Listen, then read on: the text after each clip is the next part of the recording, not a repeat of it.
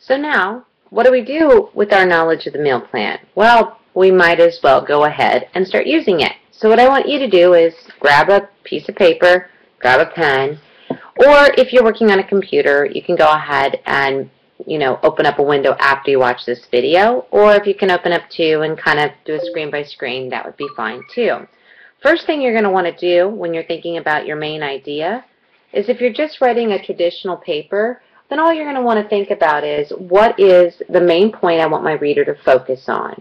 Now, if you're writing a paragraph for, let's say, where you're going to be exploring one topic, such as science, which we used in the example before, then you want to think about not just what topic we're focusing on, which is science, but we also want to think about why are we focusing on it.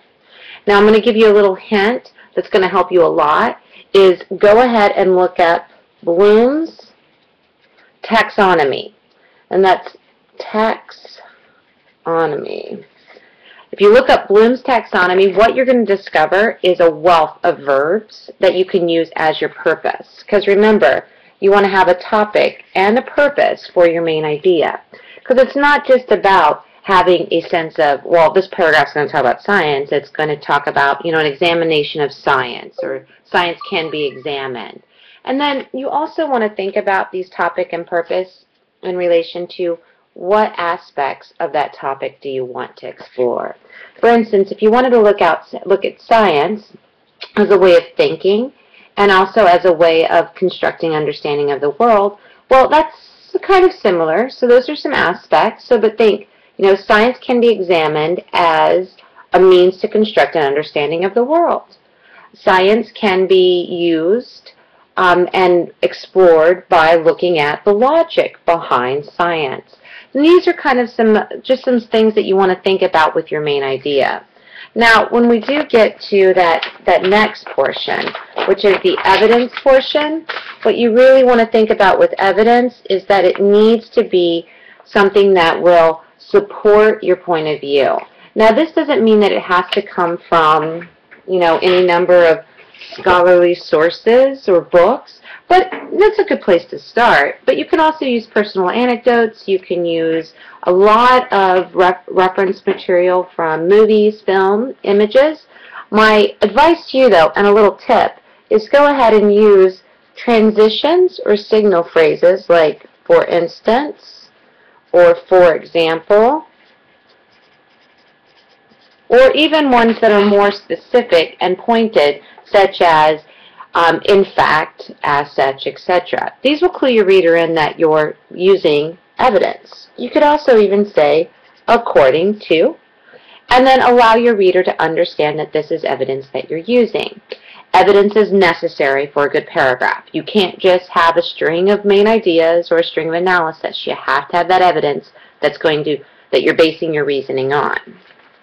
The next portion is the analysis portion.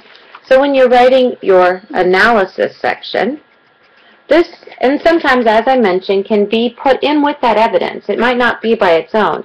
The analysis, the important thing with analysis is that you tell your reader what that evidence shows about that main idea. So you want to tell your reader why that evidence supports your point of view, why that evidence highlights an element from your main idea, why that evidence supports, illustrates, examines, presents, any of those numerous words that you wanted to do. But this is where you explain the why that evidence supports it. And that's key. Otherwise, you're just putting together scholars, you're stringing them together in a line, you're putting together evidence, but never telling your reader what that evidence is doing. And this is the doing portion. And then, of course, we talked a little bit about that link. The link in so many ways, and it gets so confusing. Everyone's always like, well, we guide our reader to the next paragraph. Well, yeah, you can do that. But you also want to think about how you're linking it back to the overall purpose in a paper. So if you're writing like a 5 or 10 paragraph essay, then you've got to link it back to that big thesis. If you're just writing a single paragraph, then you want to link it back to that main idea. It's about closing the loop of knowledge. It's about saying, I told you I was going to explore this, I told you how I was going to explore it, showing you some evidence, explain how it connects, and now I'm putting it all back in that presentation. You'll understand what I've actually shown and told you. And this is key. And it's not just saying, and in the next paragraph I'll talk about, because that's not what it's about. Now, so, how long is a paragraph? Oh my goodness, I'd love to be able to tell you it's 6 sentences. Always 6 sentences, that's a good paragraph. But a normal paragraph can be anywhere from 4 sentences to 12 sentences. Now this doesn't mean if you have 4 you're fine, or 12 you're perfect. It just means that there's a range. You're going to take the space you need. It's all about thinking about what your reader's expectation is, not about the quantity, but about the quality. Now, the next stage of this will be for you to go in to the quiz and just complete it. It's a very basic quiz. It's not that difficult. And if you do have any questions, comments, observations, you know that you can always submit a question. I'll be happy to help you. Thanks so much, and have a great day.